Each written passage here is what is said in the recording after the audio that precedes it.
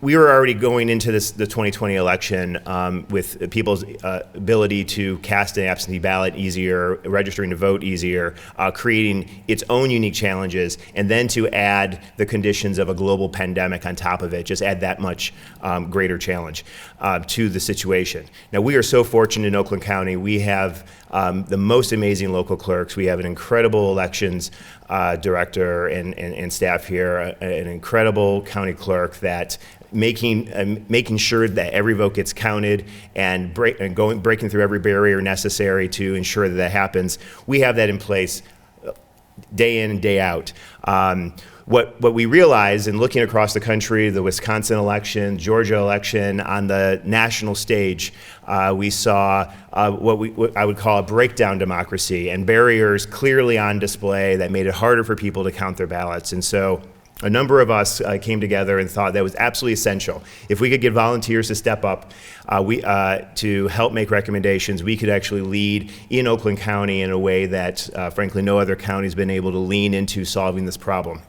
And so we formed a little over a month ago the Oakland County Safe, Healthy, and Secure Elections Advisory Group. And I do want to, Executive Coulter mentioned some of them. I asked my colleague, County Commissioner Nancy Quarles, to chair the effort, as well with the participation of Joe Roselle, our Director of Elections in Oakland County, Marnie McGrath, Melanie Halas, Yvette Talley, Debbie Miller, and many of our local clerks, Jerry Rinsler from the League of Women Voters, Robert Wynn with the Disability Network of Oakland and Macomb County, and Marissa Kovac with the ACLU of Michigan, to come together to meet on a weekly basis. And the task was very clear.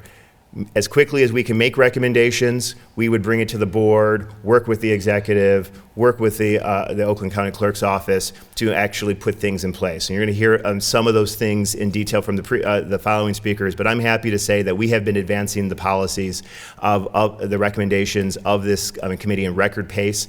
We're on schedule to do even more this week and next. And the goal of all of this is to eliminate every barrier for voter participation, to make certain that our workers are as safe as we possibly can make it, to ensure that every vote gets cast and every vote gets counted quickly, and with the confidence that voters' ballots are cast. And I have no doubt we're able to do that, and we'll continue to move whatever resources are necessary to make sure that happens.